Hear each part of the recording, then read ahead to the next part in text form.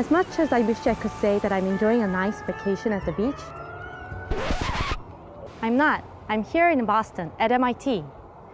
So how did this little cardboard box make me feel like I'm miles away from where I actually am? How did it create virtual reality? Now, if you open this little box up, it's pretty simple. There's a place to put your phone in, and the rest of it looked like glasses with these two plastic lenses. Now, it's this piece over here that's crucial to making me feel like I'm inside the video on my phone. It's what creates 3D vision. 3D vision is actually pretty simple. We have two eyes that's about 3 inches apart. And because of this separation, each of our eyes sees the world from a slightly different perspective. Our brain fuses those two views and creates a sense of depth. Hold out your thumb in front of you and close your left eye. Now try closing your right eye. Do you notice how your thumb jumps a little bit to the left or right when you switch between your eyes? Now bring your thumb a little bit closer to you and do the same thing. It seems to jump even more, right? Depending on how close or far you hold out your thumb, it'll jump more or less. Our brain gets a sense of how far an object is depending on how different it appears from the left versus the right eye, and that's 3D vision.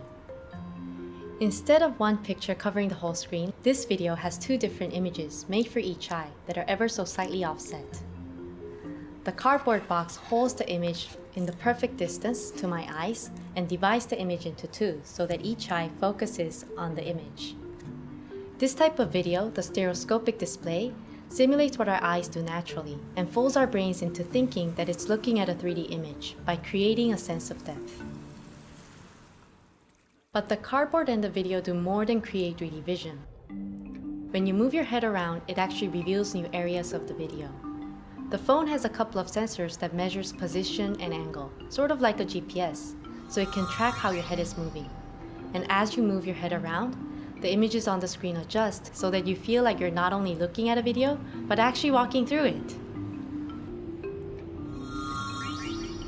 Now, if virtual reality is as easy as sliding a phone into a cardboard box, why are we not all living in a virtual world today? There's a couple of reasons. First, reality is more than just what we see.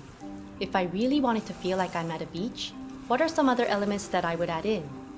The feeling of sand between your toes? The smell of salt water? The sound of wind? Exactly, but these are things that are harder to make virtual than vision. Things like haptics, the science of touch, will help us to better understand our real senses in order to simulate them in virtual reality. By the way, simulating these other senses, like taste, smell, or touch, will eventually help us to improve motion sickness, which a lot of people feel in virtual reality today. Also, to create a fully immersive environment, even if it's just visual, is a lot of work. It's way more than just filming a scene from two different perspectives to create 3D vision. You need to create or capture an entire three-dimensional world where you can walk around and move your head to see all the possible views. Several companies are developing special software and cameras, but it's still very expensive and time-consuming to do this at high quality. Virtual reality is really cool, but even if it can create a perfect virtual reality, we wouldn't want it to replace actual reality. We still like to experience some things in real life, like snow. And as a society, we're just beginning to think about the ethical and moral aspects of creating simulated realities. So virtual reality may look simple, but it's very complicated. The cool thing is that the better understanding we have of real reality, like how our senses work, the better virtual reality we'll get.